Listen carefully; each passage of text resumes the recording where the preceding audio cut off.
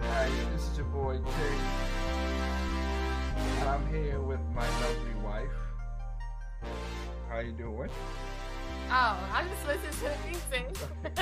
She's listened to one of the beats I've done, so she's in that. But yes, but tonight we're talking about a very special candidate, a topic also that's dear to both of us.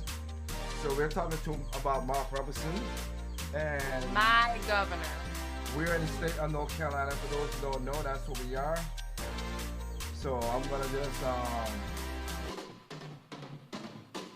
like I said, we're gonna be talking about his rise and also why we are doing what we're doing. So I'll leave that out in that regard. So right now we have you call it.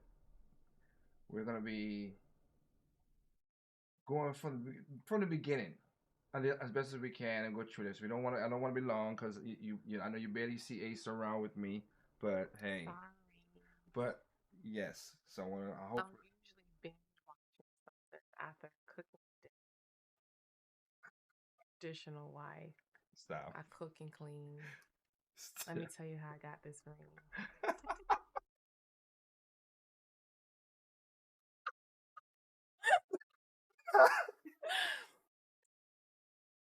I'm done. I'm Okay, okay, okay, okay. All right, but yes. So just before we jump into some stuff, and again, for anybody else who's gonna see this, this is gonna be a part of Project Open Mic, of course. As you saw, that it's gonna be there. Yes, I quick synopsis of our story, and we might do a bigger story than this later on in our lives and stuff. But we will. Okay, but we did a video kind of like this, but I want to do a quick synopsis of the story. I came to America in 2000. I registered Democrat in 2000, and like I said, didn't vote. I'm not gonna lie, did not vote for national elections in 2024 because didn't like Bush, and also John Kerry. I couldn't keep up with the. He's going all this way, that way, that way, this way. I was like, you know what? I need a cookie trail to keep back what you saying. So yeah. I didn't whatever. 2008, there was a choice between Barack Obama and John McCain. I choose John McCain. I mean, sorry, I choose Barack Obama. Sorry, I choose Barack Obama. My mistake. I didn't. The reason I didn't choose John McCain is not because Barack Obama was black. I'm like, oh yeah, to see our first black president. That's not what it was.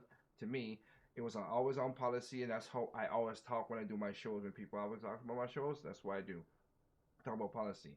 Yes, it's good to see the first black president. I'm not dying saying it's not that. A lot of people, even my grandma, your granddad, like to see that. It's a monumental thing, Right. and I'm not knocking that.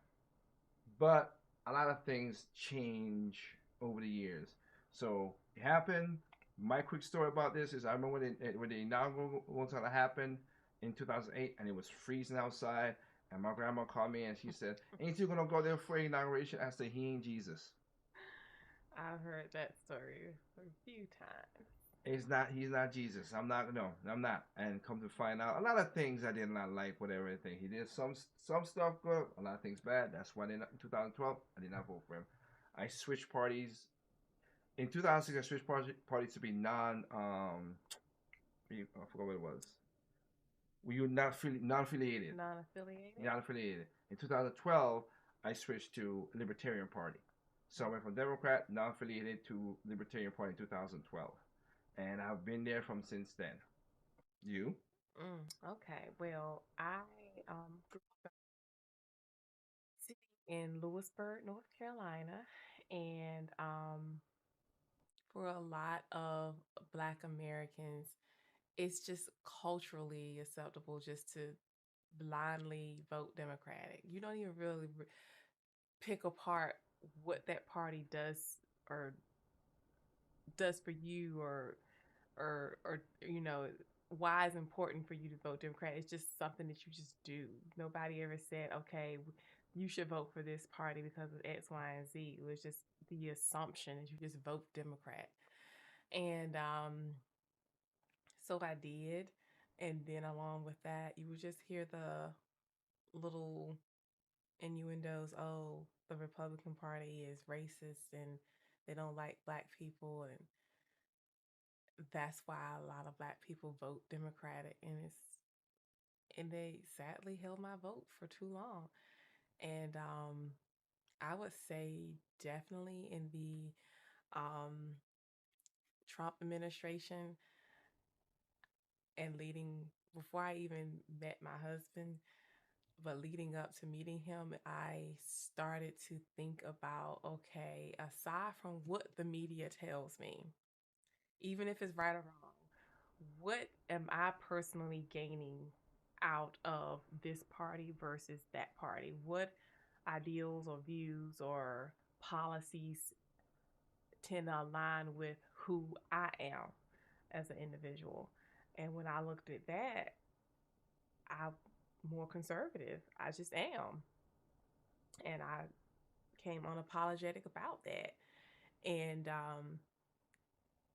and once my eyes came open to the fact that I've always thought and had more ideals that were conservative, why am I giving my vote in this direction?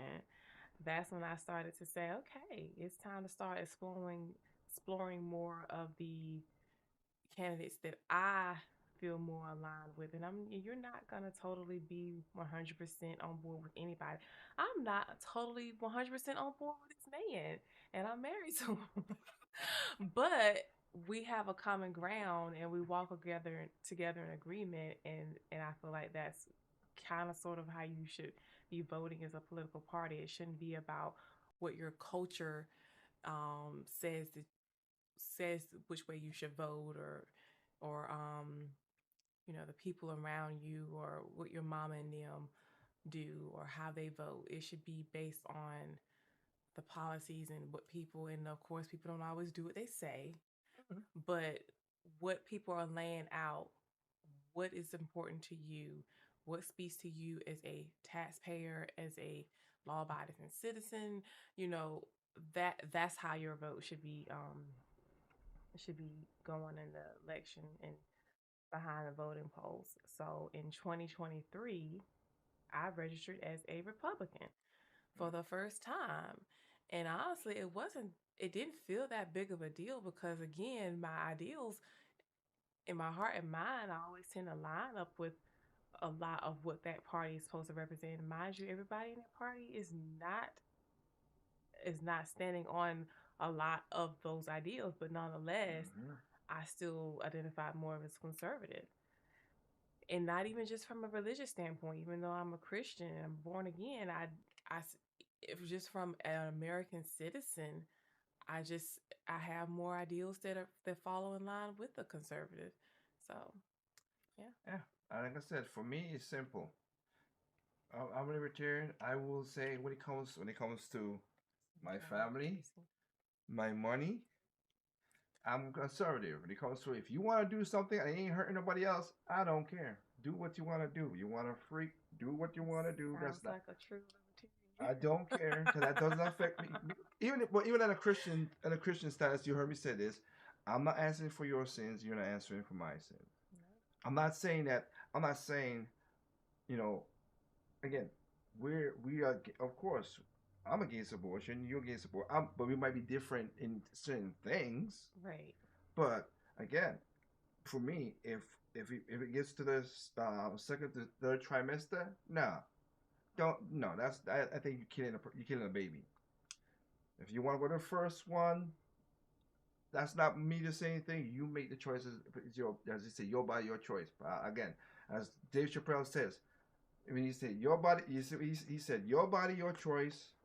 My wallet, my money. I'm gonna keep my money. If that's what you're gonna be talking that I knew thing. you were going there. And I Yes. mean, a lot of men feel that way. That's a whole other topic in itself. Yeah, But but we're not. Yeah, I'm just pointing out that I didn't change it to turn. That she just me and her talks oh about stuff.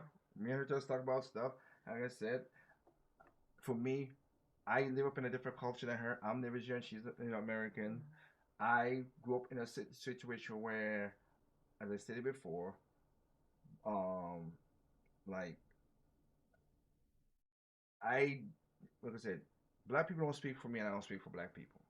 man. And this conversation is the same way too. Yeah. We don't speak for black people. We speak for us. I remember when I first heard you say that when we were dating, and I thought to myself, okay, so this is not going to be a dull ride with this guy.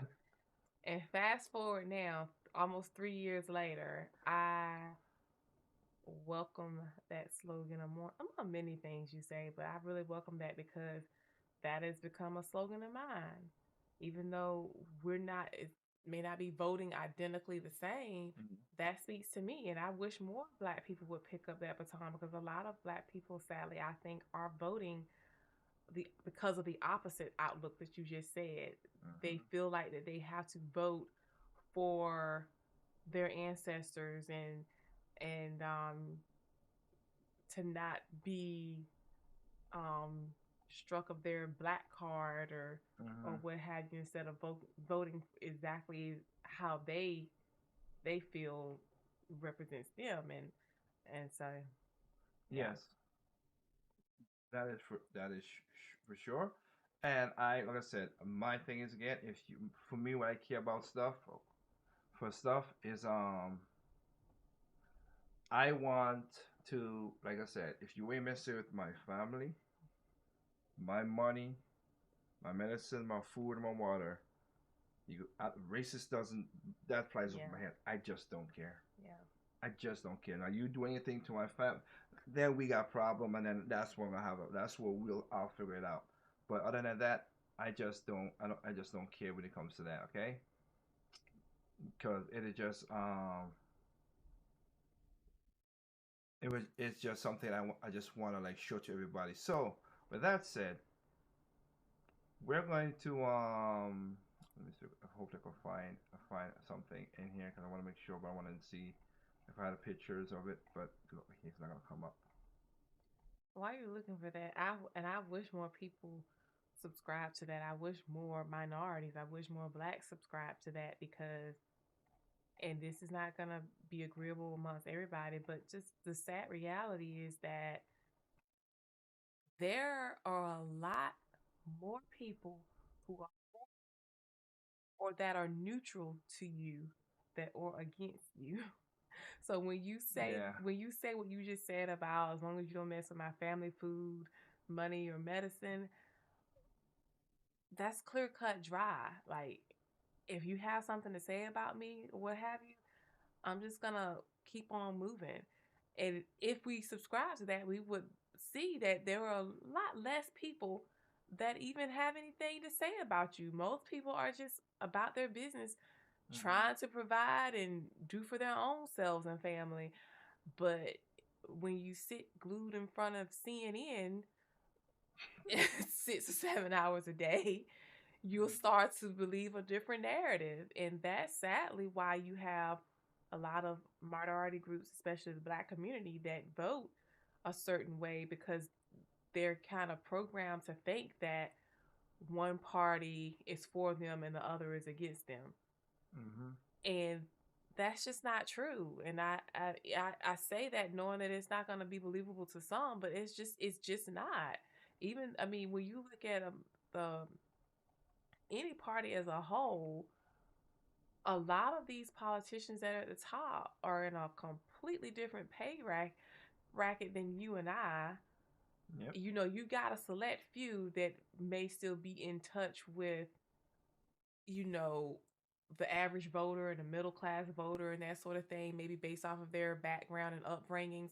But the majority of them are just about pushing um, their agendas and Yeah. making their pockets a little fat. It's just the reality. So when it comes to color and and all of that, a lot of them don't care on either side. But yet we'll give them our blind loyalty based off of the fact that we think that they're for the black people or Yeah. for the minority.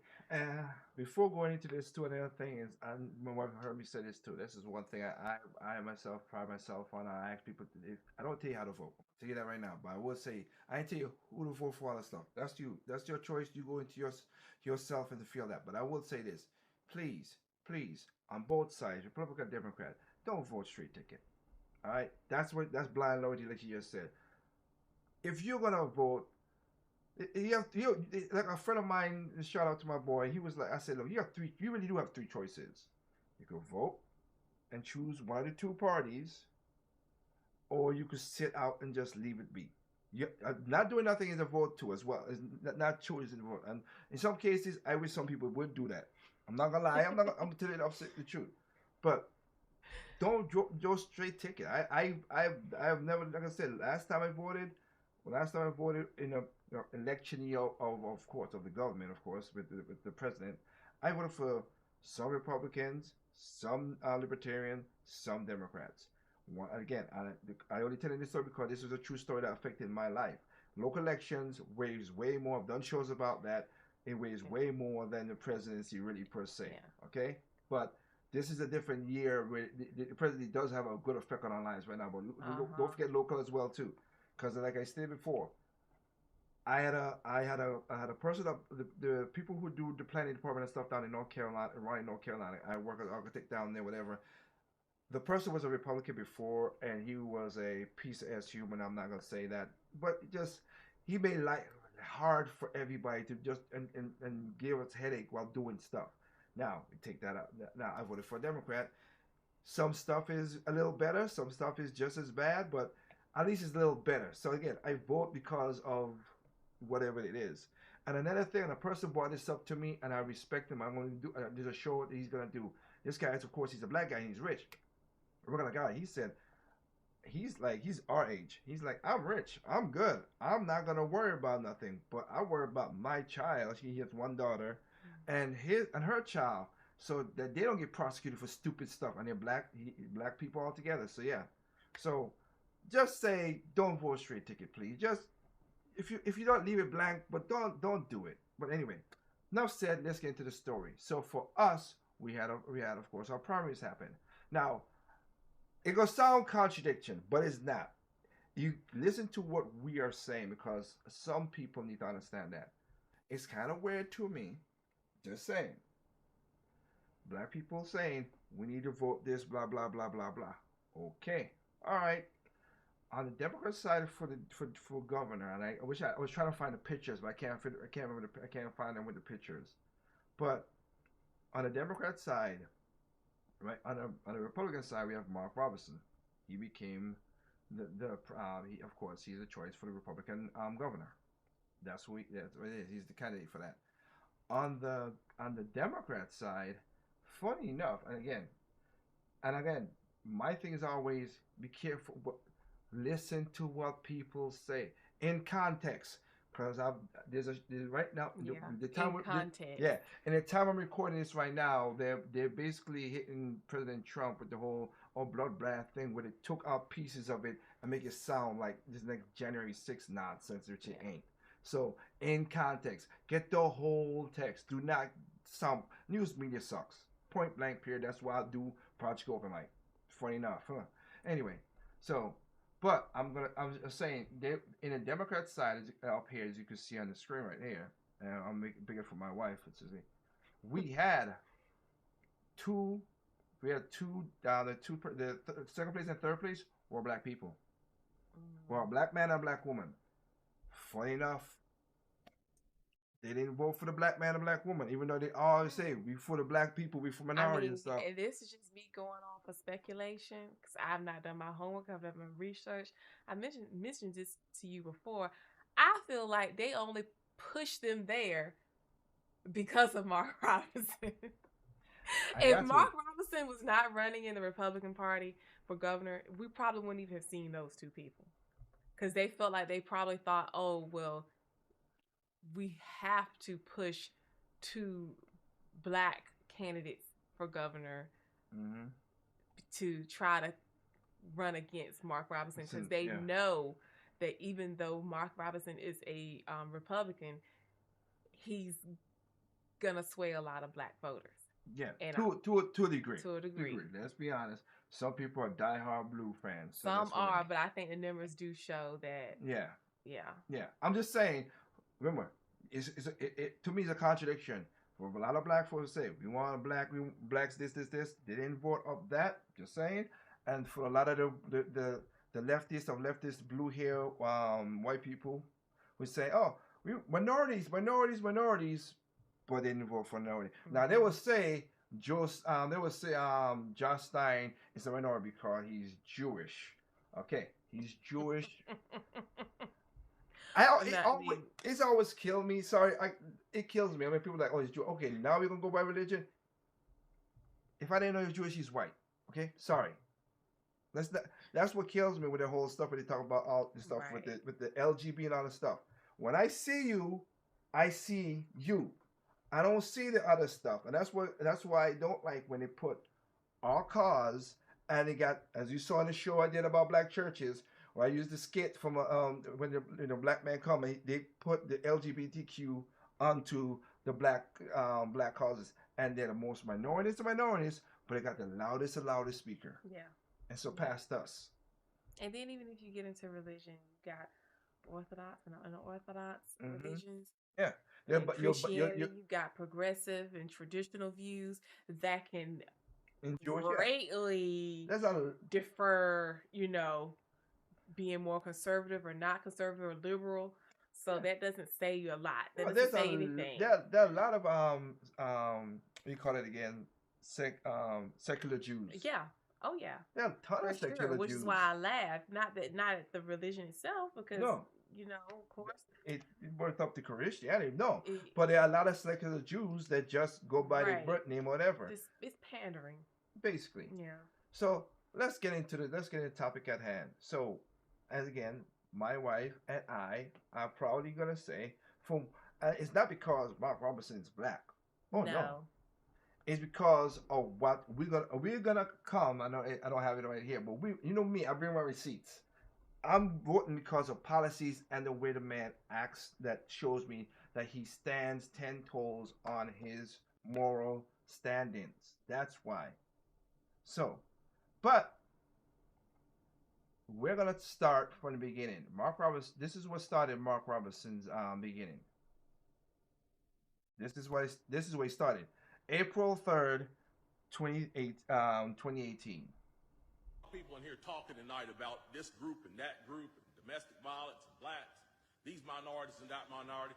What I want to know is, when are you all going to start standing up for the majority? And here's who the majority is. I'm the majority. I'm a law-abiding citizen who's never shot anybody, never committed a serious crime, never committed a felony. Mm-hmm. I've never done anything like that. But it seems like every time we have one of these shootings, nobody wants to put the blame where it goes, which is at the shooter's feet. You want to put it at my feet. You want to turn around and restrict my right, constitutional right that's spelled out in black and white. You want to restrict my right to buy a firearm and protect myself from some of the very people you're talking about in here tonight. It's ridiculous. I don't think Rod Serling could come up with a better script. It does not make any sense. The law-abiding citizens of this community and many communities around this country, we're the first ones taxed and the last ones considered and the first ones punished when things like this happens, because our rights are the ones that are being taken away.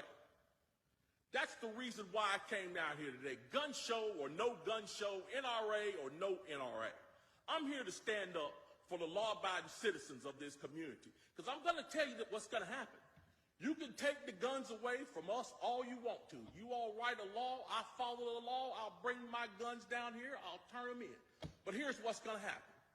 The Crips and the Bloods on the other side of town, they're not going to turn their guns in. They're going to hold on to them.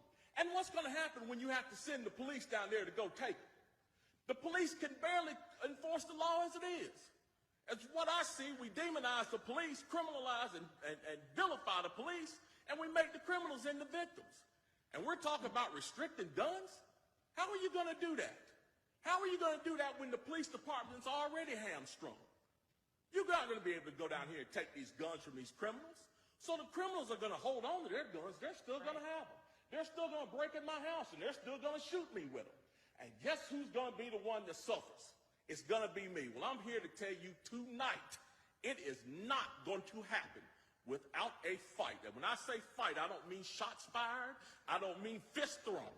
I mean, I'm going to come down here to this city council and raise hell just like these loonies from the left do until you listen to the majority of the people in this city, and I am the majority. The majority of the people in this city are law-abiding, and they follow the law, and they want their constitutional right to be able to bear arms. They want to be able to go to the gun show and buy a hunting rifle or a sport rifle. There are no military-grade weapons sold at the gun show. An AR-15 is not a military-grade weapon. Oh, it ain't. Anybody that would go into combat with an AR-15 is a fool. Ooh. It's a semi-automatic 22 rifle. You'd be killed in 15 minutes in combat with that thing. So we need to dispel all these myths, and we need to drop all this division that we got going on here. Because the bottom line is, when that Second Amendment was written, whether the framers liked it or not, they wrote it for everybody. And I am everybody. And the law-abiding citizens of this city are everybody. And we want our rights, and we want to keep our rights. And by God, we're going to keep them, come hell or high water. With Nerdtech. That's what started Mark Robinson on his journey to become the way it is, to become the governor. He's going right now, but he's lieutenant governor. Right. And funny enough, he's the first black lieutenant governor of North Carolina. Now, Roy Cooper kind of dissed him in his face with that, but which was kind of weird. He said black people can't. I ain't got the video, but I played a video in my show one time before when he was saying, well, we got to help the black people because they can't amount to nothing. I'm like, that is so insulting when you have the There you first. go. That's that. When we talk about that pandering, like, I don't want a pat on the head. Exactly. Well, I mean, I don't like that feeling telling me, oh, I'm not going to try to fake the funk. I'm a proud Mark Robinson supporter. I'm a born and raised North Carolinian. I've got his book. When I hear that speech, when I see the way his candidacy is growing, it makes me a proud North Carolinian. It really does. People can be on board with him or not, but I'm just saying, when I read his autobiography, when I look at the roots of this man, it is so similar to the upbringing of my dad. He reminds me of my dad. He just lays out plain and simple the morals and the values, the hardships that he went through, predominantly raised by a single mom, being very, very, very poor, growing up in hard socioeconomic conditions, experiencing racism and division and segregation, but not letting it define him, learning how to get that mentorship where it came from, how God orchestrated him through all of that. It wasn't always going to be this person or that person might come in unsuspected, in surprisingly places, but he just moved through it and navigated through it. And I just love that. I've talked about him to my parents who have been long voting Democrats. And when I just laid out the facts about who he is, they were on board. Like, okay, we'll vote for him. Because I was telling my dad, okay, he's a vet. Yeah. He worked in this manufacturing position. He did these things. You identify with him as a voter. And so it's like, oh, okay. When we take out the fact that, okay, he's a Republican, and then we put it back in of why he's a Republican, it just fills in a lot of blanks for me. It fills in a lot of puzzles. No, I got you. So it went from so I was just saying, it went from there to this, which is another little quick interview right here. I'm gonna play. The video of that speech in Greensboro, North Carolina, has been viewed more than 200 million times online. And it just happened to propel Mark into politics. 2 years later, he was elected the lieutenant governor of the state of North Carolina. He says now, we are the majority, and that's the title of his brand new book. And we're so happy to have him back with us tonight. Would you please welcome to the show Lieutenant Governor Mark Robinson of North Carolina. Friend. Thank you for having me. It's a pleasure. You talk about in this book, and it's so powerful. It's a great American story. You grew up in a rat-infested home in Greensboro, North Carolina. Life wasn't easy for you. You're now the lieutenant governor of the state. A lot of people believe you'll be the next governor of North Carolina. I would not be surprised. I'd be surprised if you weren't. So what is it about Mark Robinson that made all of this journey and it happened? Well, I think the number one thing is the fact that I was introduced at an early age to my faith through my mother. Faith is what's got us through. I tell people, if folks don't believe this is still the greatest country on earth, and I've got a story to tell them because my story is only possible in America and with God. And so it's the faith factor that really is what put us over God's truth. I know that you're one of the most absolute dynamic speakers I've ever heard. But God has given you an ability to communicate in such a way, and it all started at that city council meeting. Did you plan that it would be that much of an impact when you went and spoke? Absolutely not. And in fact, when I went to that meeting, I didn't plan on speaking at all. I got down to that meeting and felt compelled to go because I'd done a lot of politicking on social media. And I said, you know, here's a chance to go down and be seen in person, to stand up for what you believe in. And so I went down, and my intention was to support the people who I knew would be there speaking up for things that I believed in. But when I got there and I heard some of the things that I heard, honestly, I got madder and madder. And I just said, I've got to say something. And the rest, as they say, is history.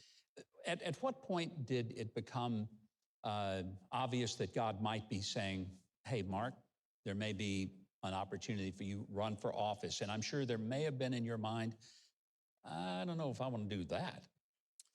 I don't know if there was a moment when that happened, but I do remember the moment it hit me, how life-changing this had been. And this is, I can't remember, maybe early 2019, I had been invited to go to Nuremberg, Germany by a gun rights group in Europe.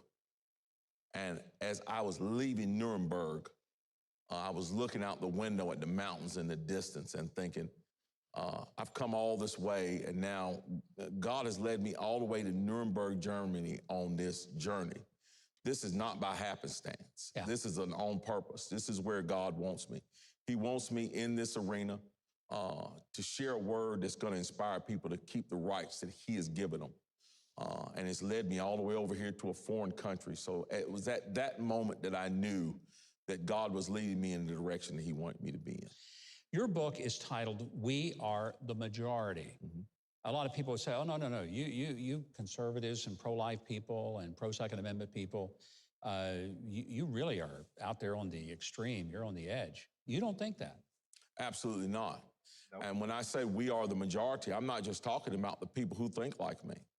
I'm talking about all the Americans in this country who get up every day, go to work hard for their families, play fair, play by the rules, and want to keep and maintain their rights and want to be treated fairly.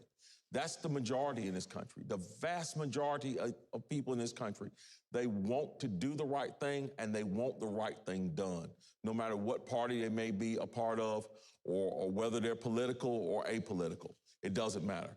I'm talking about that group of Americans that want to do it right and do it right themselves. You know, Governor, I think that there are a lot of people who can relate to you as a person.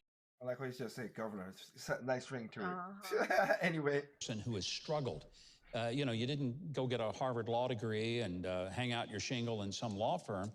You've worked hard. You've worked like a lot of Americans have had to work, and you bring that to the state capitol every single day. That's got to be important. Absolutely. One of the first questions I was asked when I was running for lieutenant governor, someone asked me, how much political experience do you have? My answer was, I have zero political experience, and I don't want any political experience. What I want to do is I want to take the citizenship experience that I have as a North Carolinian and as an American. I want to take that to Raleigh and represent the North Carolinians who have walked the same walk that I've walked, because I understand what they've gone through. I understand where they are because I've been there, and I don't ever want to forget that. I don't want to be that person that has a political career. I want to be that citizen servant who is there to serve the people who elected him. And we want to keep that perspective always. What a novel idea. A representative form of government with people who actually represent real people. Absolutely. There's no wonder why you have become one of the most popular political figures in the country. I will predict that this book, We Are the Majority, will be a runaway bestseller. It should be. It is your story, but it's also the story of every American who just loves this country and loves the basic constitutional privileges that we have. That's right. anxious to see where God is going to take you, wherever the top is. I have a feeling that's where you're headed. Yes, sir. Thank you. But we're so glad to have you back. Thank you for joining us. Absolutely. Thank you for having me back. It's been a pleasure. Okay. Yeah, and he spoke. That's what his candidacy has been about. He is not a politician. He is about citizenship. He Mm-hmm. just comes as an almost average guy, and I know there are gonna be people who be like, yeah, and then you'll see him in a year or two corrupted or whatever. I look at this man and I see how much courage he had, because even though he's fiery and he's passionate about the things that he stood on, he could have just been like 90% of other people who just stood behind the scenes, like he said. Because it is in his book when he talks about that moment leading up to that infamous speech that he gave. He didn't even know if he was going to say anything, or he didn't have anything written out. He just spoke from his heart. And that's where that kind of courage took over, where you just kind of get, you push yourself out of being in that comfortable atmosphere and pushing yourself into more of the spotlight. And we know from politics, when you're in the spotlight, that's when they rake you over the coals. That's when they're picking you apart. And if you're really a man like Mark Robinson, you're just saying, okay, I'm doing this because it's the right thing to do, not because it's the comfortable thing to do or the self-serving thing to do, but it's the right thing to do. So I say again, I know I'm biased, but I I'm so proud. So he makes me very proud to be a North Carolinian, because I know he's making an impact in a lot of other places outside of North Carolina, even in the U.S. But I'm very proud. And again, look, I always, if you watch my show, Positive Open Mic, I always say this: there's no such thing as I'm biased. It just ain't. So you will come and tell me whatever if you see comment whatever. There's no such thing as I'm biased. If you live up to a certain lifestyle, maybe about 5, 10 years old, you already don't have a bias done baked into your mind or whatever. Mm-hmm. People who say, "Oh, here's an unbiased opinion," no, the word is to be used is objective, but Yeah. they don't use that word. They use Mm-hmm. unbiased, which again, no person is unbiased. Okay, And no. I give this example to somebody who may be on the fence or who might just be shooting down what we have to say. Let's say you're a middle-aged voter, or you're, bit older, what have you, been voting Democrat all your life. There's an insert in that book where he talks about being in college, and the college professor instructor is trying to make this do this little um interaction with the students, and trying to exhibit what a privileged life looks like. Really, the undertones is what white privilege looks like. And they ask, if you've ever done or experienced such, then take this many steps. And it talks about if you've ever had to, you know, go without food, or do Yeah. this or do that. And it's really trying to illustrate how people who have a certain upbringing are set up for success versus someone who has a different upbringing. And he never moved. He stood against the wall.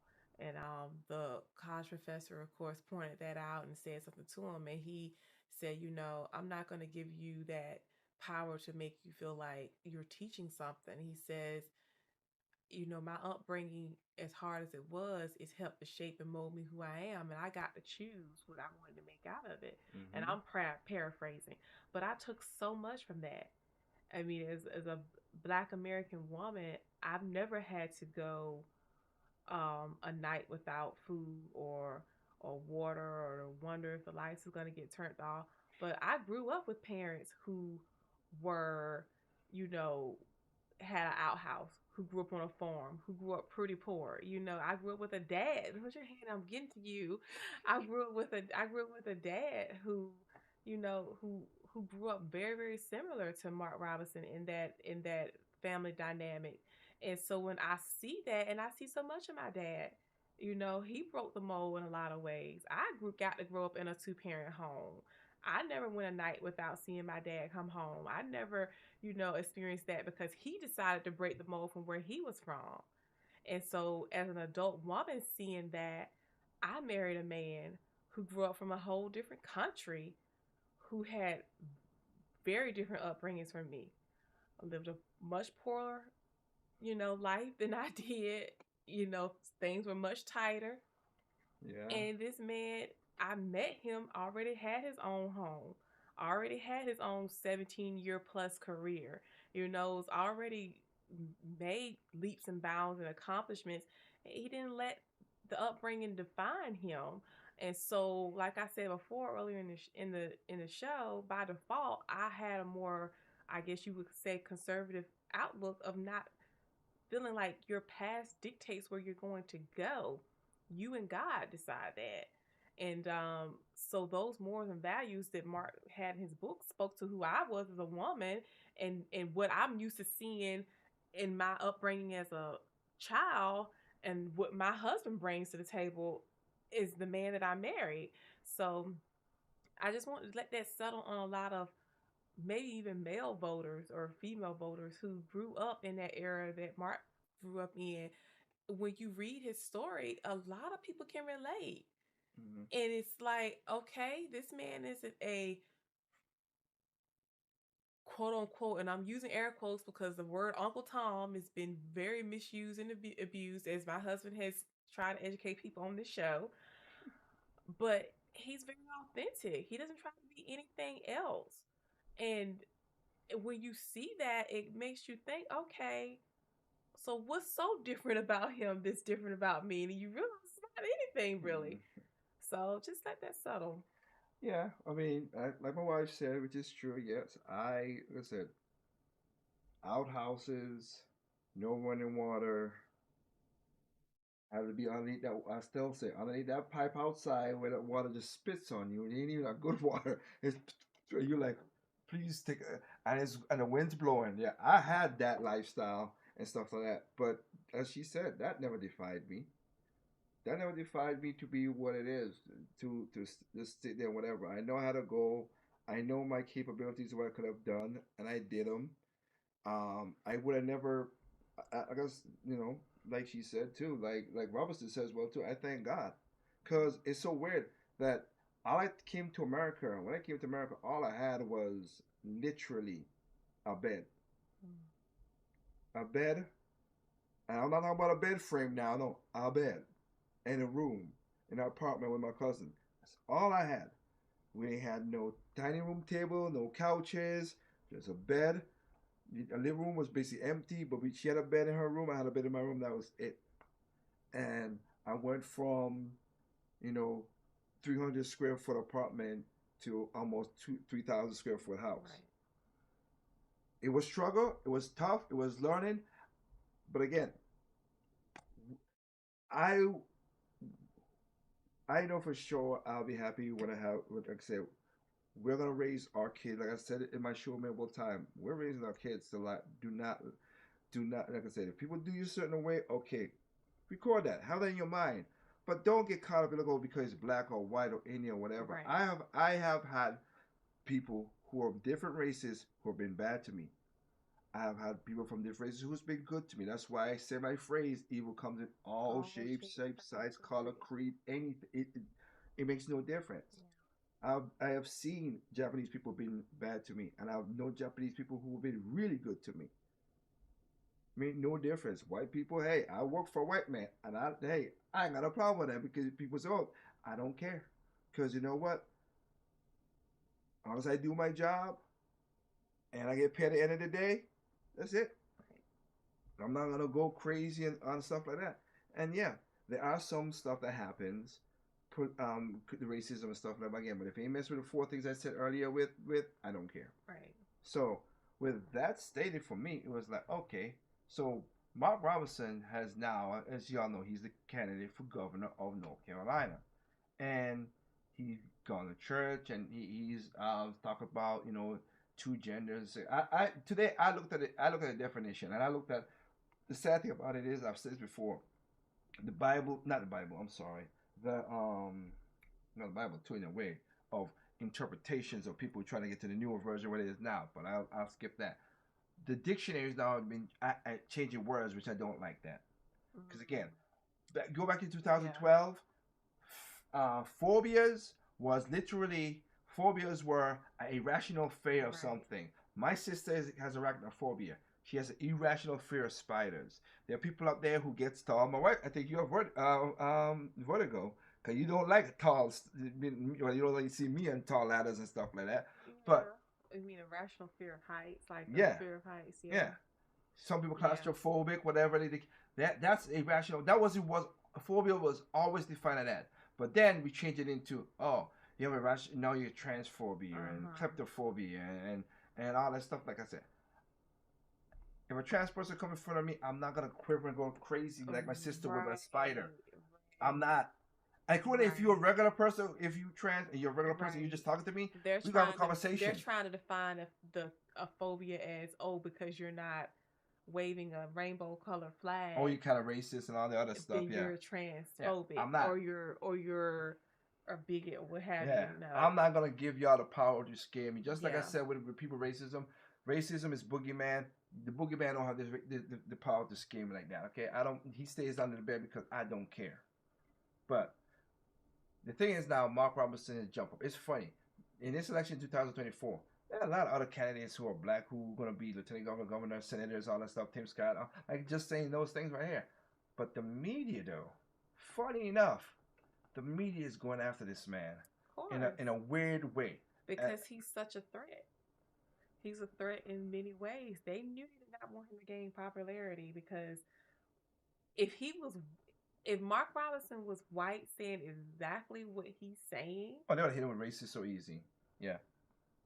They would, but then it would be almost like, oh, it's just another white man fighting for gun rights and what so have you, whatever. Like and I would still vote for him because he's still saying exactly what I want. Yeah, exactly. It wouldn't matter. But because he's black, it almost it's an unspoken thing, but it gives a lot of people that I know, people that I grew up around, it gives them pause, and they go, he really don't have that different of a background. It makes people think. It makes people think outside of the box. It even without intention, it just makes people think. It made my father think. Like I didn't go, you need to vote for Mark Robinson because da da da. I just literally told him, this is what I know about Mark Robinson. This is what the internet says about Mark Robinson. And he paused and he okay. So yeah. But that is because that's a scary thing because they're seeing it's a Republican black. You see, like I say, shout outs to Tim Scott, but he does not. He is a Republican and he's the first person for South Carolina, a black senator and everything. The thing is, he doesn't have that backbone like Mark has. That's what I meant by that. Right. I respect him, but Tim does not have that. He's like, I'm not gonna get cowered by you, kind of tone. Yeah. Everybody's like, oh, you're gonna cower. Yes, Mark Robinson has the passion. Like you're saying for me, you're not gonna talk for me and tell me how I should feel. And that's the thing. That's the ironic thing about a lot of people in the black community. The pendulum swings both ways. If you got people who got the nerve to be tearing up stuff that they shouldn't even be tearing up, looting and stuff like that, you also have people who have the courage to do what Mark Robinson is doing, who have the courage to speak out and say the things that you have said. So you don't just get us in one little mold of voting blindly democratically. We can think outside of the box and have the courage to say, no, I grew up in this type of culture and these things are important to me and I'm going to speak on this and I'm going to have the courage and the backbone and the assertiveness to say these things. And that's just the way that is. You know, my father was the same way, a very proud man, very hardworking man. And I grew up, he was a coach. I grew up seeing his colleagues of many different races come to our house and he fellowshiped with all different people. That's just who he was. Yep. So when you look at it from a political standpoint, why do we have to vote blindly one way just because of assuming that one party is serving you because of the color of your skin? And I have, yes, I have. You will go to past Project Open Mic shows on YouTube. You see it down here and see the past shows I've done and debunk a lot of stuff that, like, as my wife has said. Because again, I was a curious kid. And I want to be like, wait a minute. I can believe that. I mean, because remember the first 22 senators who, the first 22 people for Congress, back after slavery was done, well, the blacks went to Republicans. Yep. The Let that first, settle in. yeah, first five was senators were black as well too. We had black governors as well too back then. Why? Because they went that way. Again, remember the Republican Party. People say is racist, but all that stuff. The first president of the Republican, Abraham Lincoln, signed the independent emancipation of independence for slavery and everything like that. And again, we don't celebrate those days, as I said before. We celebrate Juneteenth, which is such a weird one to celebrate, but whatever. But we don't celebrate Emancipation Proclamation or when he ratified it, which is more bigger because Juneteenth, like I said before, celebrates the last 300 slaves getting freed, which it should be. I'm not saying it ain't. But we don't celebrate the millions that was freed before that. That's weird to me. That sounds like an erasing history show you need to talk about. Yes. Oh, we thought that's the show we'll be talking about because of the Aunt Jemima stuff. It's very manipulative. Like you focus on, let's give them focus on one thing. Feel like they're giving you something, but you're really ignoring all this other major history. But yeah, another time. Yeah. So another time. So as I said before, there it's funny how they attack him. He is now that. So you have what is it? Let me try to figure it out here. No, and you have so now he's not on. I have the problem with WRL, whatever. I played the story before when WRL in my video with the black churches, where Bob Robinson went to the upper room church and said there's only two genders. There's only two genders. And listen to WRL. Get this, licking their fingers. Let me tell you, you will be cut up, dressed up, made up, but you're still man or woman. And they didn't like that. So okay. So now let's go to appropriational Joy Reid on MSNBC. Because now they're coming at the racist stuff on everyone. Listen to this. Again, I asked my wife this again. Joy Reid said, I can't help it. Yes. Joy Reid was an advocate. She was a proponent for the Crown Act, which I have no problem with. Here's the thing. I'm with that. I love my wife's hair. I adore it. I love natural hair, natural beauty. That's what my wife is. Like I said, and she knows, like I said, I got her she knows it. Right behind this camera, there's a picture of her on her wedding day. A portrait, not a picture, a portrait. I love natural beauty. I don't want the eyelashes. I don't need the BBLs. I don't need the ton of makeup. This is natural. I didn't want to touch her face, but that's natural beauty right there. Okay? All right. Anyway, Joy Reid fights for that. But why she has the Trump hair, I don't get it. You don't like the man, but you're appropriating the man's hairstyle. I don't get that. Anyway, let's just play the clip, okay? Sorry. Let's just play the clip. Now that he's up there, this is all now the mainstream media. Again, other than this crazy black woman, all these leftist white women and /Asianese, half white, half Asian, say about this. They listen to this. Voters don't vote that way. They don't vote based on economics or based on the benefits they're getting economically from the president. What benefits are we getting? I'm just saying. I am dead serious. What benefits are we getting? But okay. We're not voting because of the benefits, Joy Reid. You're correct. They're increasingly, from the Tea Party on, they're voting on race. They're voting on this idea of an invasion of brown people over the border. The idea. The same brown people that Biden flew in 300,000 of them from Venezuela in the last couple of months. Oh wow, okay. And Tyson, Tyson Food, I'll talk about you later on. My wife knows about it. You shut down a plan for Americans, but you open up a new plan for 52,000 of those people. Sickening. Same, Joy Reid, the same people who did that. Yeah. Mm-hmm.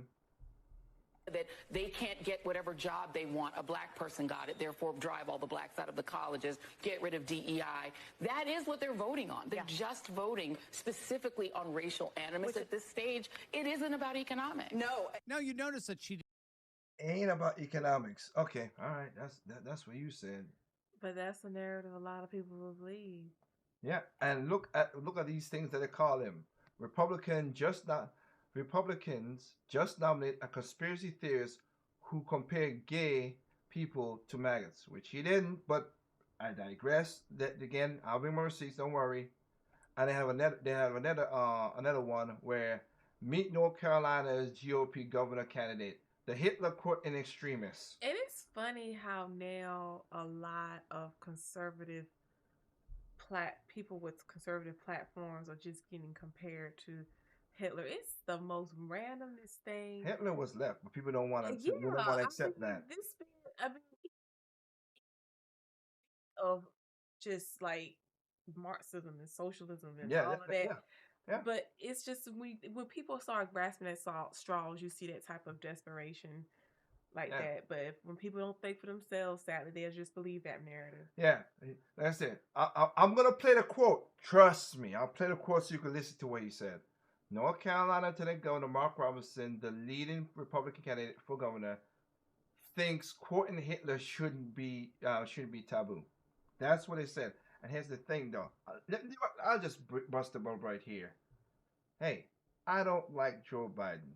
I definitely do not like. I'm not supposed to be Christian, but I definitely do not have respect for Kamala Harris, and there's a reason why I don't have respect for that woman because it affected me personally. Yeah.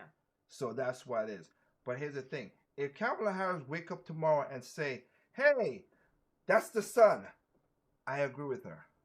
If she said water is wet, I agree with her. Right. So because a bad man says something that makes sense, right? You should not say that. If it's a fact, it's a fact. If it's truth, it's truth, regardless of whose mouth it came out of.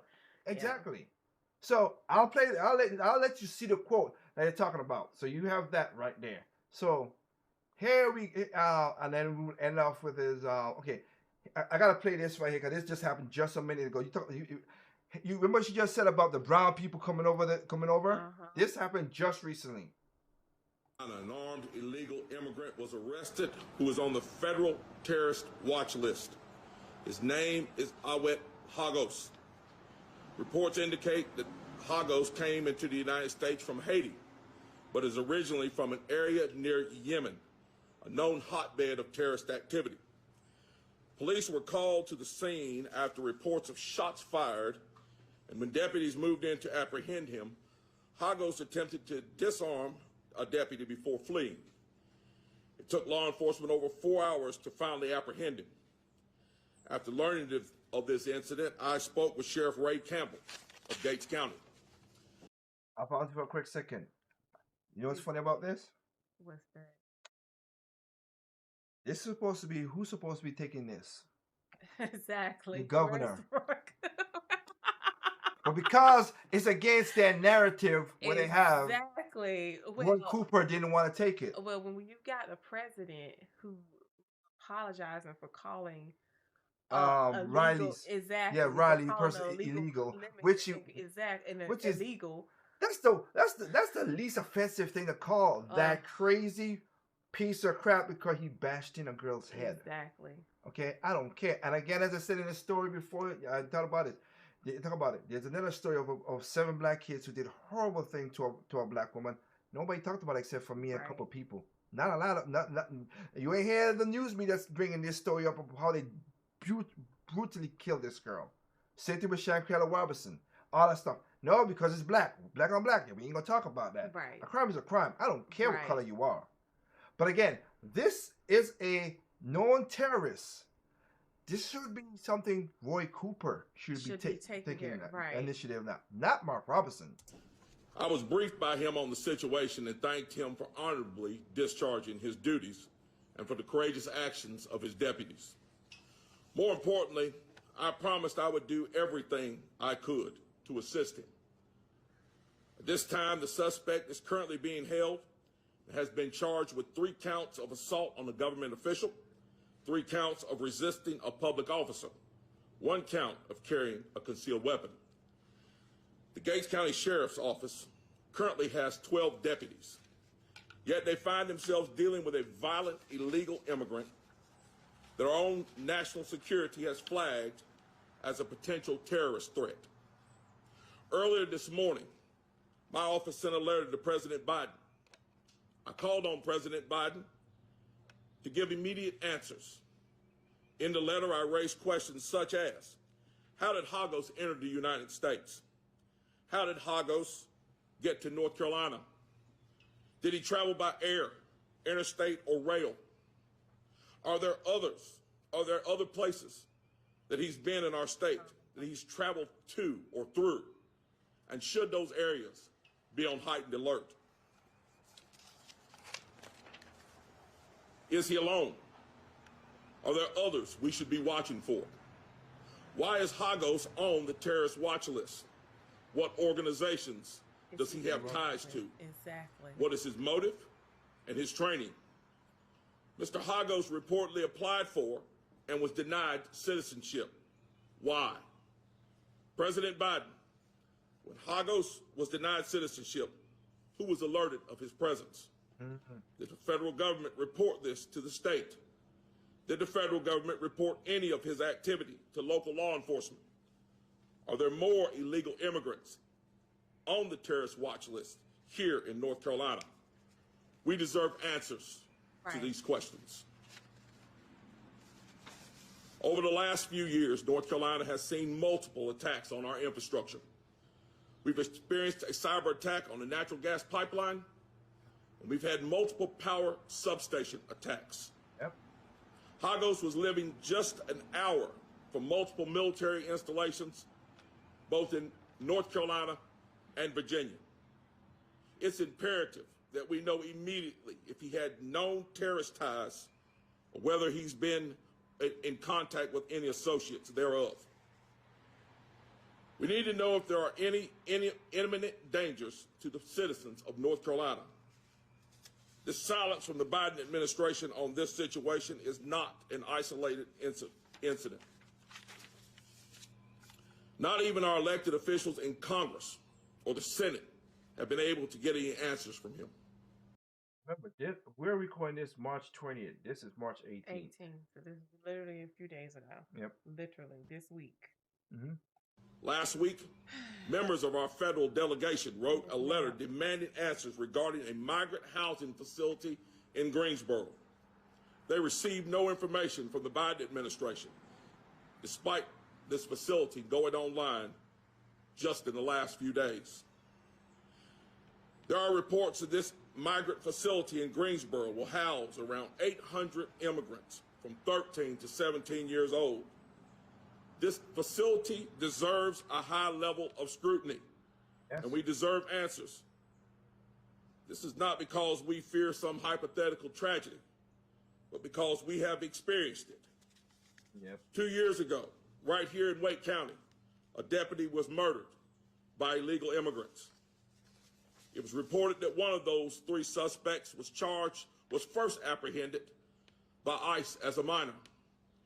He later managed to cross back again into the United States from Mexico. Your dad asked this question. I just want to point this out, and that's what people think. I was first, but like, oh yes, deport them. Here's the thing. I don't care if we deport them no more. I don't. If you want to cause a crime in America, for those who come over and we want to be right citizens, okay, I got against that. You know, still say do it the right way like my family did, because we spent thousands of dollars to get the right way. But okay, you're freeing from Venezuela and Nicaragua and all the other stuff. I got to do it the right way. But here's the thing that killed me, though. I say if you commit a crime, you stick your butt in jail. Your dad was like, oh, well, we're going to be paying them for... We pay no matter what. Yeah. I'd rather pay for them in jail where they stay and they can't do nothing. When you have a setup where you are housing and you're giving them cell phones and clothing and all of that. Okay, so let's just give them food and take away the cell phones and all the other stuff. If I'm gonna be as a taxpayer paying that, at least I want them, the ones who are causing crime, to to be behind bars, Yeah. whether it's here in the States or back where they came from. It's just the No, reality of because the again, situation. and yeah, because they're not gonna give. They're not you. Like I said, you Cause want to become American citizen? Okay, here you go to jail. right, You because kill. Megan can't get her life back. Yeah, Megan. So Yeah. I mean, it's like that's a reality. Or was a friend of mine who got who got raped. He really did got raped, and the guy went back to Mexico and still came back. Now he's in jail for life. But my point is, yeah, he came back. These kind of criminals is that. So that's why I know your dad. That's why me and him. I did be talking. He didn't agree, but you just talk. He said that's all. I said sending them. They could come back anytime. Right, If they are bold enough to create a crime, stick them right. in jail. You want to be American? You want American? You have free for the rest of your life, but you ain't gonna be doing nothing crazy. At least I know you ain't gonna be killing nobody except for Right. this little place that you are.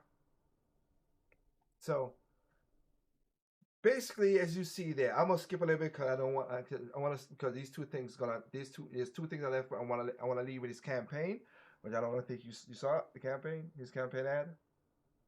I don't think so. Okay, so we'll finish with the campaign ad, but just to give you remember the receipts I said I'm bringing you about receipts about what he said and stuff. So we're gonna go to a person who don't think Mark Robinson should be governor of North Carolina. Again, I like other people.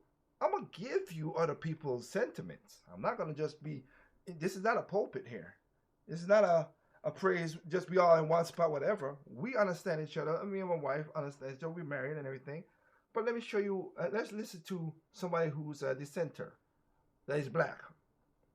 And the funny thing about it, if you go to his comment section, a lot of people let him know it, so I ain't gotta worry about that. But let's listen to this and calm yourself. There's this one brother out of North Carolina. Are you familiar with a gentleman named Mark Robinson? He is now the Republican nominee for North Carolina's governor. You don't have to look far to find pieces breaking down who this guy is. I want to play you a clip of something he said that is kind of remarkable. But Mark Robinson to call him a conservative firebrand, I think would be charitable. He won the Republican nomination for governor in Super Tuesday. He will be running against a Democrat, Josh Stein, who is the attorney general of the state right now. Either one of them winning would be a groundbreaking winner. Mark Robinson would be North Carolina's first black governor. Josh Stein would be North Carolina's first Jewish governor. Mark Robinson, though, has said an array of very incendiary things, not the least of which being some of them that are untrue, but some of them that are just cruel. I mean, among other things, he has said he has made he just does. He doesn't worry about your feelings. Let's just put it like that. Your feelings are not a big concern of his. Among other things, Lord. he has made a number of comments that were widely considered anti-Semitic. He has said awfully homophobic and transphobic things. He's referred to Michelle Obama as a man. He also wrote this but again, on his Facebook context. timeline. This kind of came to light a while back, but this is from his Facebook timeline back in 2014. He wrote, "History who said it, number one, pride in one's own race, and that does not imply contempt for other races, is also a normal and healthy sentiment. I have never regarded the Chinese or the Japanese as being inferior to ourselves. They have the right to be proud of their past, just as we have the right to be proud of the civilization to which we belong." Okay. Okay. Do you understand what that sentiment Yeah. means? You know who said that? Oh, Hitler. Quote. Do you know who said that quote first? Where he got that quote from? Adolf Hitler. Mark Robinson quoted Adolf Hitler, and I don't think he has ever quite walked it back. Adolf Hitler come and tell me. And Adolf Hitler come and The tell me. problem is that Adolf Hitler wanted to destroy the world. He wanted to take over the world. I always laugh at this because I'm to a degree a historian, not a historian, but a history buff. Again, what Hitler did was horrible. No ifs, ands about that. I'm not saying whatever. But here's the thing. Like it always puzzles me, my little pea brain, of this. Hitler is everybody hit him for he tried to kill You know, 20 million. He killed 20 million Yeah, people. it's horrible. Yeah. There's no question about it. But funny enough, nobody talks about Stalin, who killed 40 million people, Mm. or Mao Zedong, who killed 80 million people. But again, you know what? The reason why, a lot of people don't really care for those bigger numbers. Why? They killed their own people. Exactly. The thing is, Hitler wanted to hide behind being a nationalist, and he wasn't. He secretly hated everyone. He was just clawing at. I always laugh because He was he used to see, okay, his quotes. Some of his quotes were, white skin, blue eye nation. Hitler was not that. He wasn't. He And had black eventually, hair and dark eyes, which was like, what the? clearly a disturbed and evil man. Yes. No question about that. But Again, there was intelligence there. Unfortunately, I'm not It's in taking. the- Yeah, I said nobody should take not their pride of what other people has done. Yeah, I have pride in myself. I have pride in myself. Now, I do say race. I want to say pride in a race because that's the general term, whatever. But in what he quoted and what he said is the same thing because anybody would say the same thing too. Funny enough, a lot of leftists say the same thing about their stuff as well too. So weird. Black Lives Matter. Right. If Black Lives Matter said that, which they did, we don't have no problem with that. Funny how that works. Anyway, Oh, God. anyway. So yeah, he has become pretty famous for being very, very, very, very, very, very inflammatory. After the shooting in Parkland, Florida, the school shooting in Parkland, Florida, he went to a city council meeting. This was the beginning of his political career. Spoke that night. It went viral, Yeah. and basically kind of demanded that we are not going to give up our gun rights. This was soon after. This was not that long after the Parkland shooting. He has said, and again, I'm quoting from the Times, that it makes him sick to see a church flying the rainbow flag, and an LGBTQ affirming congregation. He's referred to that as a direct spit in the face of God. Oh. I'm just I like, remember,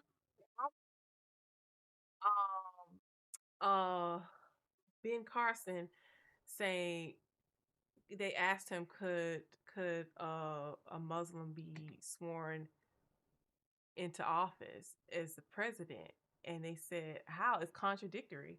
What are you going to swear on? Our nation is built on Christian values. Yeah.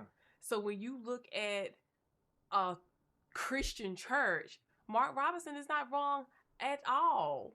It's not a organization. That's a church built on the biblical teachings that's found in the Word of God. God does condemn homosexuality. He condemns a lot of stuff. Just like you're not gonna see a flag of beer bottles or adultery flying in the churchyard either. So it's there's just not gonna happen. That people do it, they do it. They do it, yeah. But, As we just I did a show about black churches, yeah. But to be celebrated, to be welcomed in, no, just not. And we shouldn't be apologetic about it. Mm-hmm. A reason congregations should be talking about that. He said that trans women who use women's restrooms should be arrested or will be arrested, going back to the days when North Carolina had a bathroom bill. And I'll push back on against that. That's how Roy Cooper got in.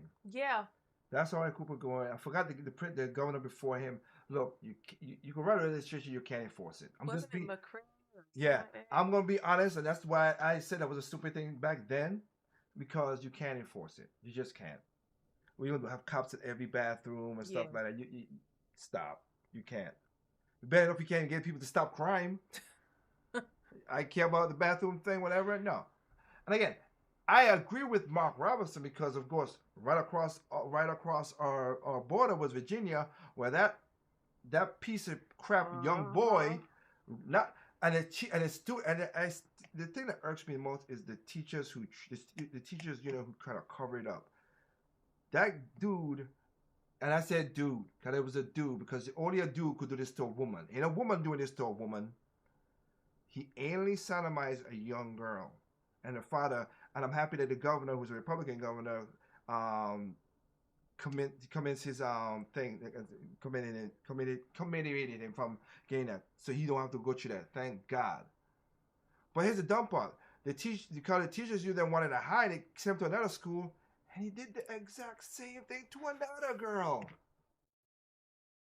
And again, a girl ain't doing that to a girl unless she has something else. But a guy could do that. Right. So sorry, miss me with that nonsense. I'm not apologizing for that. No. But anyway. Back in 2016, I mean, he's been quite a firebrand. But one particular clip surfaced recently of something he said at a North Carolina Republican meeting back in 2020, where he said, I have a black woman in front of me, so this is more. I want to hear your comment. This is about. So this is what it is, okay? And Mark Robinson is married with kids. Well, anyway, I'll digress again from that. That he wanted to go back to the days before women could vote, before women gained their suffrage in the early 20th century. I want you to hear what he said for yourself. Here is Mark Robinson speaking at that meeting back in 2020. This is video pulled from YouTube, but here's what he said. This idiotic guy was on stage with Candace Owens a few days ago and asked her, what America are we going back to make America great again? The one where women couldn't vote or black people were swinging from trees?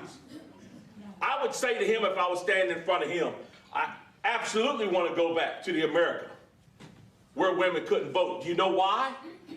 Because in those days, we had people who fought for real social change, and they were called Republicans. And they are the reason why women can vote today. Those days that he talked about when black folks were swinging from trees, guess who it was out there fighting to bring that to an end, to bring Jim Crow to an end? It was Republicans.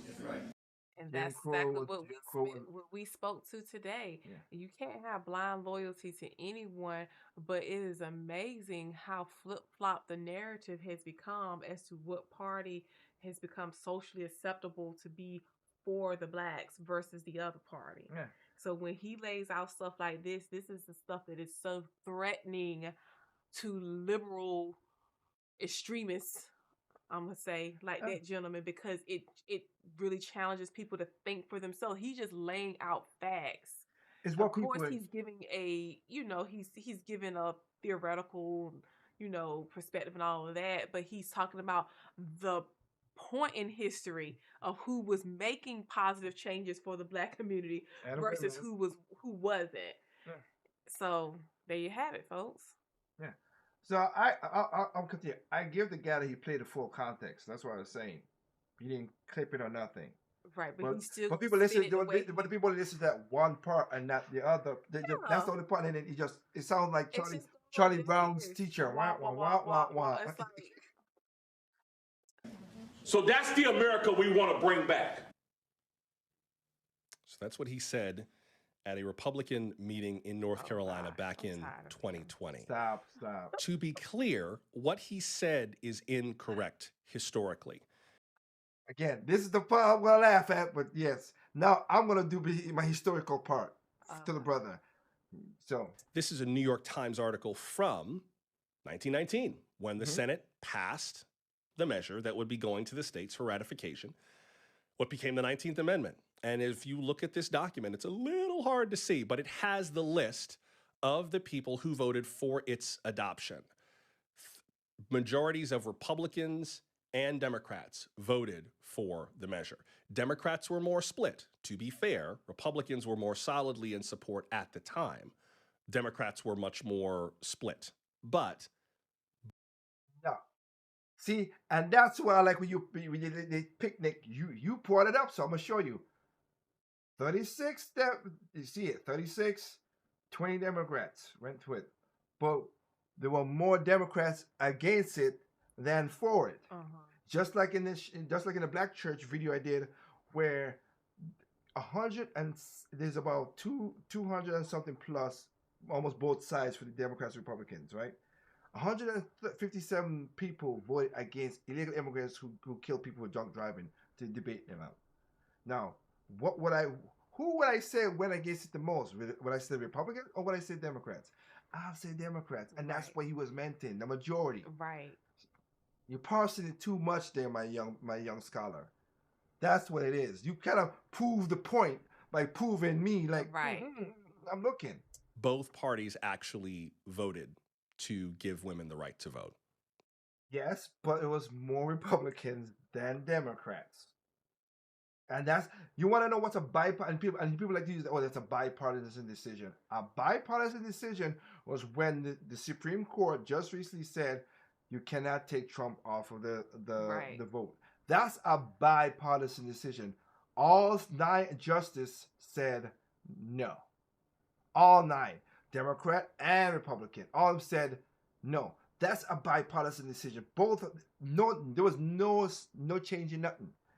This is not a bipartisan decision. This is again because here's the funny part. I bet you if the numbers was in reverse, a lot of Democrats would be talking that son of a gun like it was no tomorrow. Am I wrong? Nope. Okay. To send that amendment to the states for ratification. So that is false. Beyond that, the argument about Republicans being the ones who fought for civil rights is fine unless you consider that Lyndon Johnson, who moved the Civil Rights Act forward, was a Democrat. Yes, and he was a racist little Yeah. bugger. And the only reason that he got pushed to do that because of what? It was the Republicans. Let's That be honest shows with it. how haughty he is to even bring Lyndon Johnson into the. Remember, the same guy who said, I'll have these voting Yeah. Democrats. I'm like, anybody listening to this should be like, yeah, that's a whole. Oh, no, well, we'll see. And he saw which way the party was going. Everyone Oh, saw which way. No. He didn't see where the party going. He saw where the sentiment was going. Ain't no party. Politics were going. And soon after those measures passed, Nixonian politics showed how quickly the Republican Party would move to a different voter base to capitalize on the unrest among many Southern voters, Dixiecrats as they used to be called, who were looking for a new political party. Yeah. And there were Dixiecrats. There were the racist ones that Malcolm X said so many times. He called them Dixiecrats. Because they were Democrats. That's what they were, sir. They weren't Republicans. And the Republican Party pounced on that opportunity.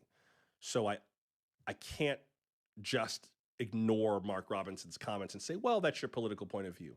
No, he said some things that are false, and he made some arguments that had holes in them, to say the very least. So that's problematic. But you've heard him for yourself now, so it's not my account of what he said. You now know what he said. Beyond that, though, I wonder whether or not that kind of approach is going to work for Mark Robinson at all. A lot of the critique that I've heard of what he said is not just kind of on the face of it being so wild, but beyond that, also that it doesn't really jibe with who North Carolina's voters are.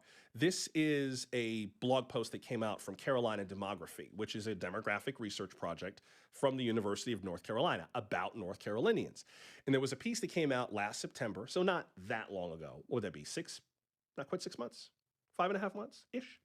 Almost 5.5 months ago, asking who are North Carolina's 7.3 million registered voters. Now, this is as of 2023, granted, but it's relatively recent.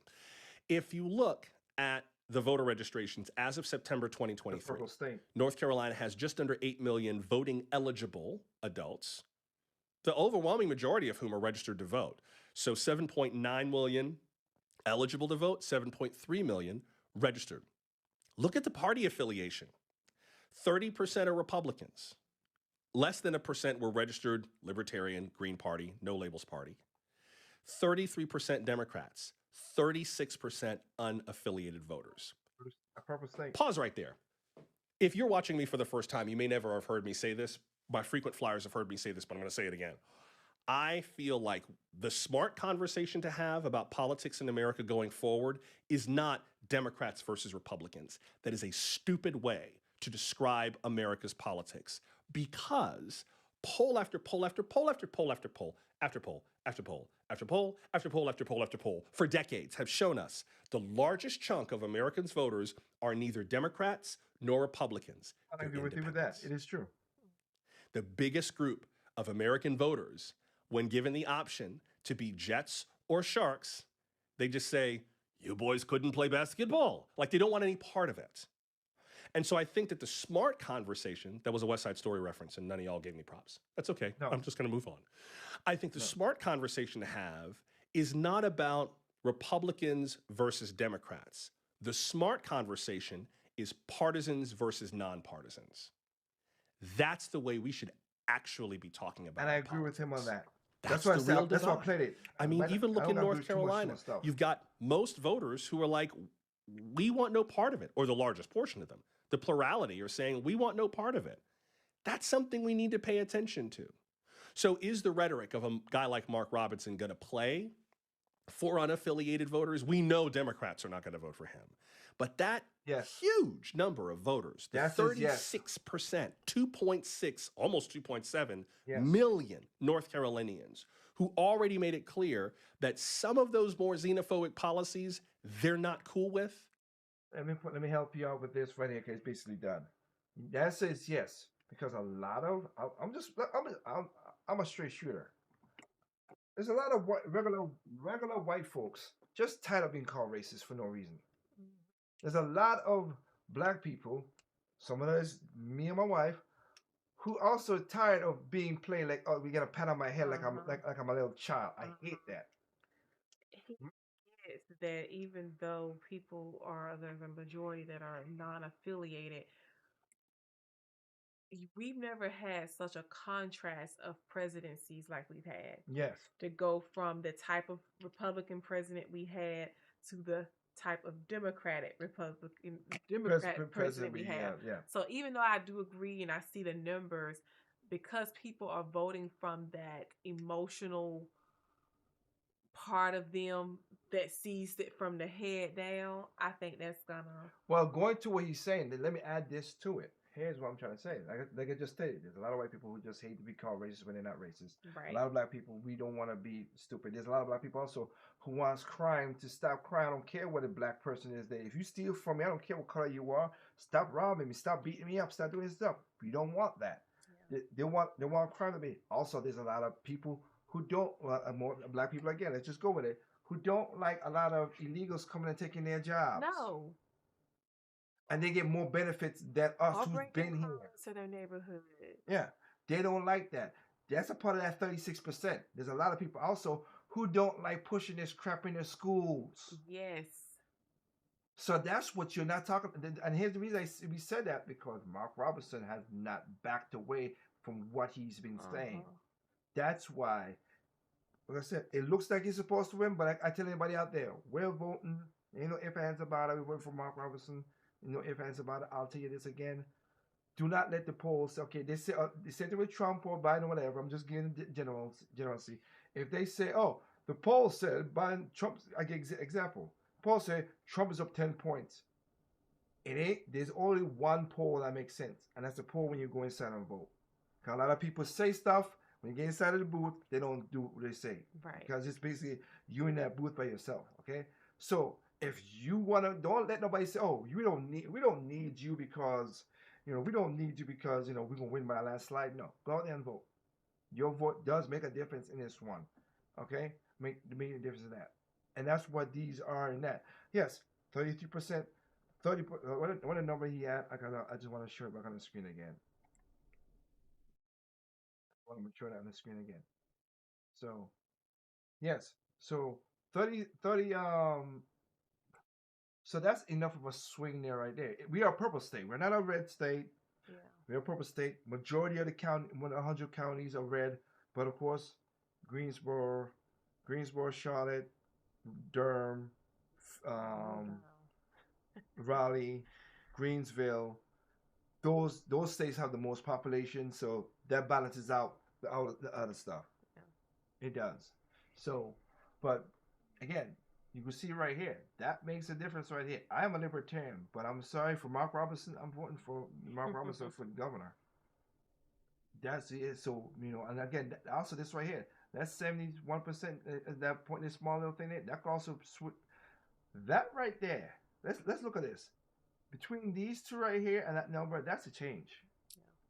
So, again, That's what we're gonna go for.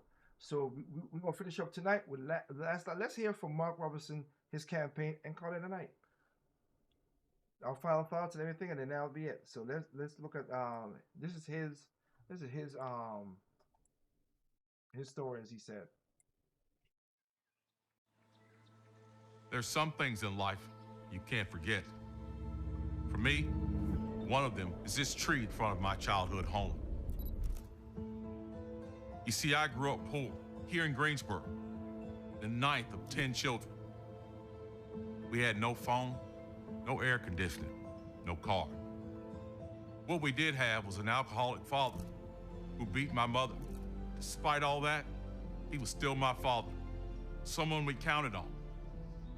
When I was in the 5th grade, my father died. My mother had a choice: kick her feet up and live off the government, or get a job. My mom took her 5th grade education and walked across the street and got a job at a university. She cleaned up after other people's children to provide for her own. She told me to dream. She told me with faith and hard work, I could achieve anything. She was so right. History made in the Tar Heel state last night. Who exactly is Lieutenant Governor Mark Robinson? I'm the majority. I do. I stand before you today as the first black lieutenant governor of North Carolina. Served in the military. I've worked in furniture plants. I've been a general manager for a restaurant chain. And I own a small business with my wife. As a factory worker, I made good money. Till NAFTA hit. I lost my job not once, but twice. My wife and I have faced these tough times as we work to raise a young family with 2 wonderful children. Like so many of you, we know the gnawing feeling you get from worrying about money, how it keeps you up at night as your children sleep. I've lost my car, my home, and was forced into bankruptcy. Like you, I don't need a politician to tell me what to be worried about. It's obvious. We know the price of gas and groceries and childcare is outrageous. We know too many children can't read on a grade level, that they've been failed by an education bureaucracy that's leaving them unprepared for life once they graduate. And sadly, we know our teachers aren't respected and aren't treated or paid as the professionals that they are.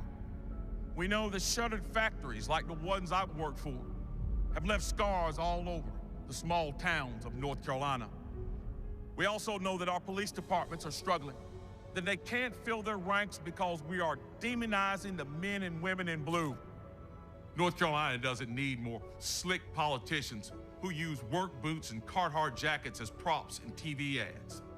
They're just pretending to be one of us. You see, it doesn't take an Ivy League education to understand the problems we're facing. What it takes is somebody with a backbone and a vision, who cares about serving instead of climbing the political ladder.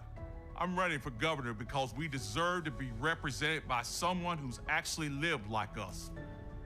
Someone who wants to serve, not rule. I don't care about the zip code you live in, the size of your paycheck, whether you're black, white, straight, or gay. None of those things should determine your future or your child's future. No one should have to choose between paying for medicine or making a trip to the grocery store. And our streets should be safe, and so should our schools. These issues shouldn't be Republican or Democrat issues. They should be the issues that transcend the gridlock of our capital. History teaches us anything. It's that Americans don't run from trouble. We run towards it. Now it's our time to stand up and make history, so that kids who grew up in uncertainty like I did, that they have a chance to succeed, and that they know that they live in North Carolina, a state where anything is possible. Someday you and I will be gone, and I don't want my family to see a picture of me and wonder why I didn't fight for them. I want my children and grandchildren to know that I did everything I could. That's what I'm fighting for, and that's why I'm running for governor. Will you join me? I'll join you. You'll join him. Yes. Okay, I got you. So yeah, I'm not gonna pretend or whatever. So I can be an objective person and say what's good, what's bad, whatever. I can do that. I know I'm an honest broker in that ground. A lot of people can't do that. That's why I don't use the word unbiased, because that's, again, like I said before. But here's the thing, though. That's what I agree with. I agree with Mark Robertson, not because he's black, not because he's a man, because they're going to the feminist for men or whatever. I agree with him because his morals aligned with my morals. That's what I want. I want policies that makes a difference. Why I do Project Open Mic, I've said it multiple times, I'll say it here. When people tell me, I say, look, yes, I don't like to be political, but here's the problem. Culture is downstream from politics. They could make laws tomorrow that could ban stuff, do stuff, whatever, and you can't get a say in it. And then you talking about it could put you in problems.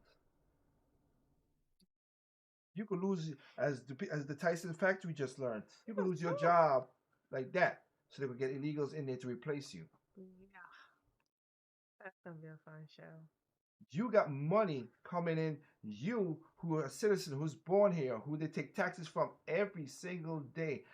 If not even your check, we get taxed everything from your check, heating. We pay the power bill, it's tax.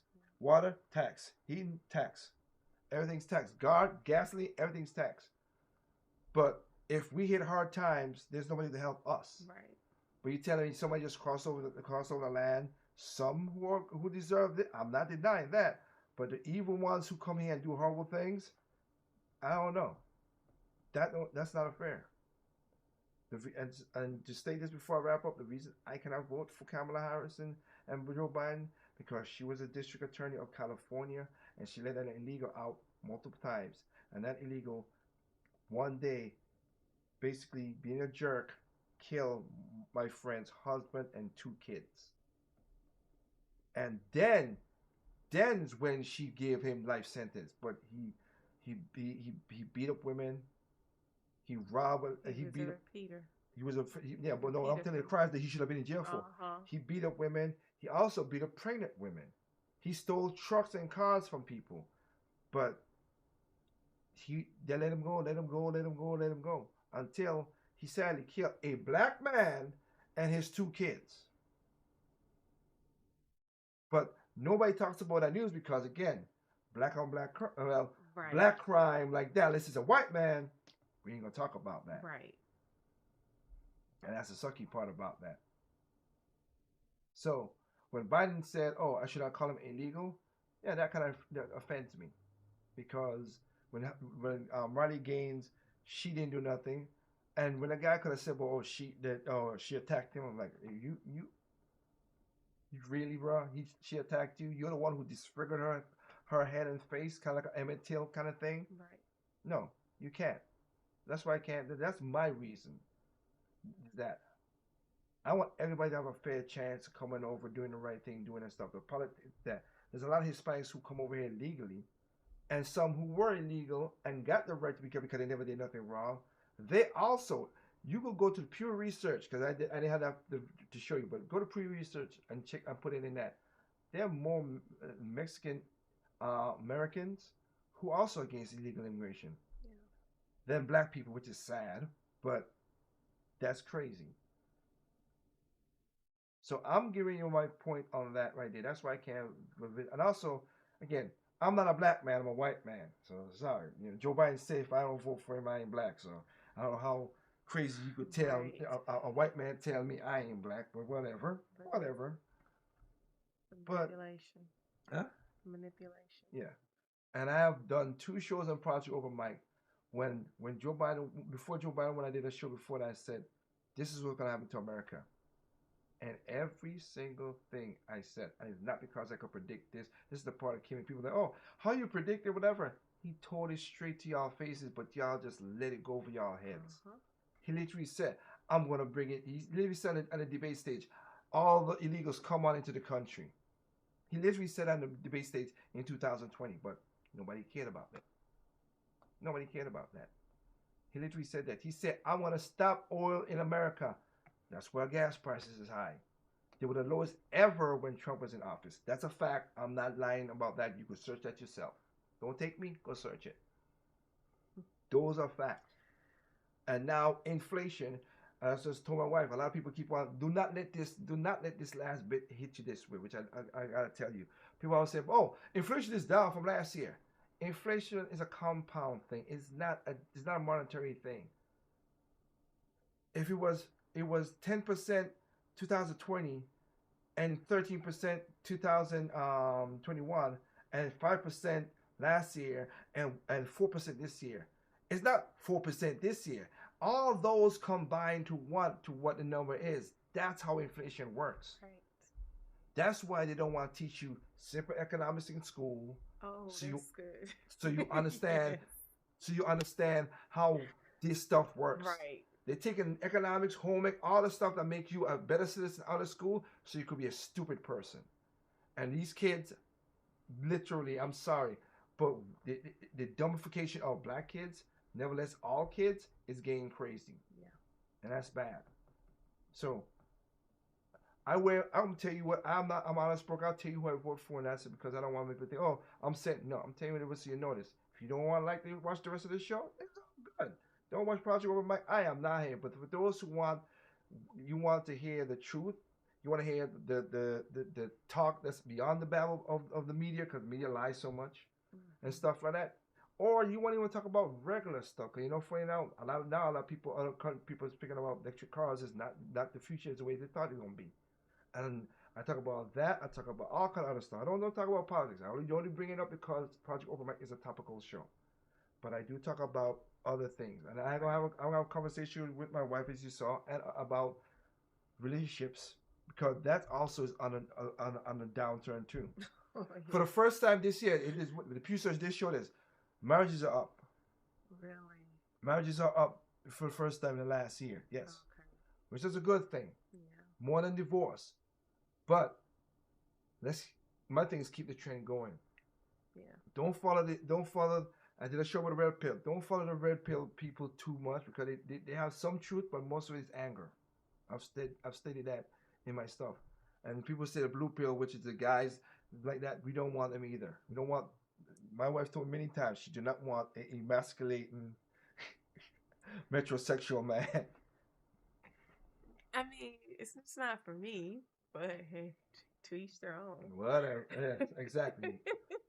But that's just what it is. And like I said, we do stuff like that. So yes. So thank you for giving me your time, your eyes, your mind, your heart, everything for what we have both said about Yeah. that.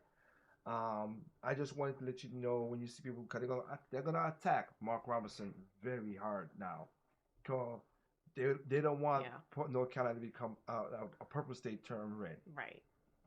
They don't want that. They want it to stay blue or purple. They don't want it to go red. You have your decisions to make out there, people, all my fellow Carolinians, within your decision. Me and my wife, as she could talk for herself, I like what the man says. I like what the man has done. He's done some of the stuff that he said as Lieutenant Cover, and he has kept that morals the way I want it to be. Yeah. And he has a backbone. He's not scared. My one thing, and one reason I didn't went to a Republican when I defected from Democrat, is the Republicans have no backbones. Every time they're correct, they just cower, and I just hate that cowardness. That's why I couldn't vote for Mitt Romney. When Mitt Romney won that first debate, he had him. He had Barack Obama, but then he cowered the next two debates. I'm like, why? So that's why I couldn't go with Republicans, because they don't have that. But Mark Robinson, he has the backbone. He fights. He stand on this. They're gonna hit you, as you saw him, Nazi whatever, which again we just debunked that and showed you what he said and everything. And so, women should not vote. In the context of what he said, he's talking about how they got to vote, but nobody wants to. They didn't want to talk about that. Right. So you got to be an informed elected. Don't be a sheep. Be an informed elected and understand that, and vote. We want to vote. If you still want to vote for Democrat, because they're gonna tell you right now, there are gonna be some people voting for John Stein because he's the first Jewish person. That's what they're gonna do.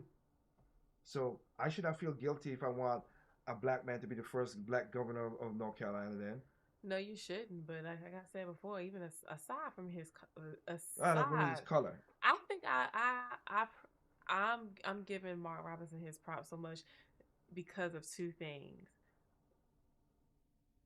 Everything that's coming out of his mouth, I'm in agreement with. I identify with it. Coming from a rural city in North Carolina, growing up North Carolinian, I just see so much of what I'm familiar with in him. And then matched with the fact that, because he talks about that too in his book, that he has family members that are always in agreement with what he said. And I get that. For us, we have family members that kind of isolate us a little bit, you know, because we don't drink the Democratic Kool-Aid, so to speak. That's one reason why I commend him so much, because he didn't have to take the courage to stand on that platform he has to say what he says.